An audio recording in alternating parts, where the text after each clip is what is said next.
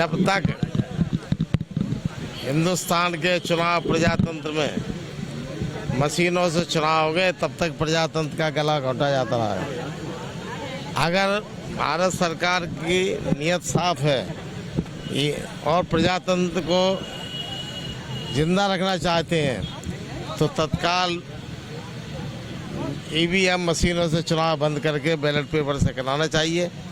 क्या कारण है? सर्वोच्च न्यायालय ने कि हमारे माननीय मुख्य न्यायाधीश माननीय चंद्रचूड़ जी ने फैसला दे दिया था कि चुनाव के आयोग की नियुक्ति भारत के माननीय प्रधानमंत्री, माननीय नेता प्रतिपक्ष जी और माननीय सर्वोच्च न्यायालय के न्यायाधीश तीनों मिलकर चुनाव आयोग की नियुक्ति करेंगे।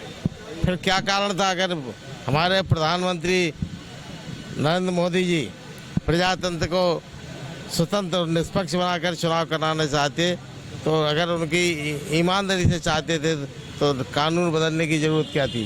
उन्होंने स्वयं तय कर लिया कि मैं स्वयं और हमारे कहने से एक मंत्रिमंडल का मंत्री और नेता प्रतिपक्ष रहेगा, और उन्होंने पूरी नियुक्तियाँ आरएस से संबंधित उनके नीतियों को पालन करने वाले चुनाव आयोग में बैठा दिए। और पूरा देश चिल्ला रहा है कि वर्षों से जनता जब जन माहौल था, जन आक्रोश था, आंधी चल रही थी कांग्रेस के पक्ष में, और जब परिणाम आए तो उल्टे आए। यही हालत मध्य प्रदेश में हुआ। तमाम हमारे भारतीय जनता पार्टी के मंत्री और माननीय विधायक और नेताओं ने मुझे बधाई दी कि आपकी सरकार बन रही है, 140-45 विधायक जीत रहे हैं, बधाई देता हूं। और उसके बाद रिजल्ट ठीक उल्टा आया। ऐसा मैंने कहा, मैं पहले वर्षों से राजनीति में हूँ, कॉलेज जीवन से राजनीति में हूँ। जब हम देखते थे जन माहौल, बड़ी सभाएं होती थी, वही पार्टी चुनाव जीतती थी। लेकिन आज उल्टा हो रहा है। जनता किसी के साथ है, मशीनें दूसरे को चुनाव जिता रही हैं। और इसलिए पूरा चुनाव जो भ्रष्टाचार के तहत हुआ है, प्रजातंत्र का प्रधानमंत्री मोदी और भारतीय जनता पार्टी ने गला घोंटा है। और जब तक ये चुनाव निष्पक्ष चाहेंगे तो इस तत्काल बैलेट पेपर से चुनाव कराना चाहिए, तभी इस देश में प्रजातंत्र बचेगा।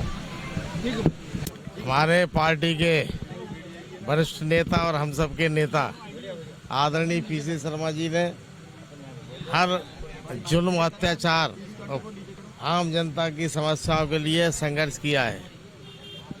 इसी सिलसिले में मध्य प्रदेश में हर जिले में लगभग कई जगह मामले उजागर हुए। हमारी बहन बेटियों की अस्मत को लूटा जा रहा है, उनकी इज्जत को तार तार किया जा रहा है।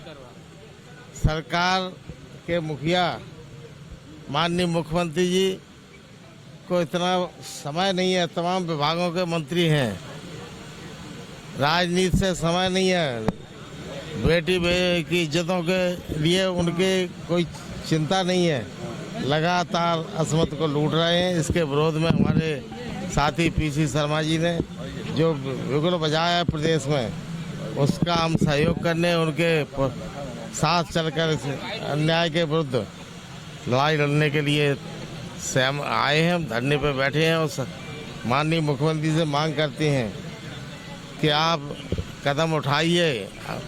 केवल लाड़ी बहनी के नाम से पैसा देकर उनकी कोई इज्जत नहीं बचाई जा सकती। इज्जत के लिए कानून व्यवस्था मजबूत होना चाहिए, अपराधियों पर अंकुश करना चाहिए और अपराधियों में खौफ हो। पूरा प्रदेश माफियाओं का राज्य हो गया है। रेत माफिया, खनिज माफिया, ड्रग माफिया, चौतरफा अराजकता का माहौल है। पूरी तरह से कानून व्यवस्था चौपट है।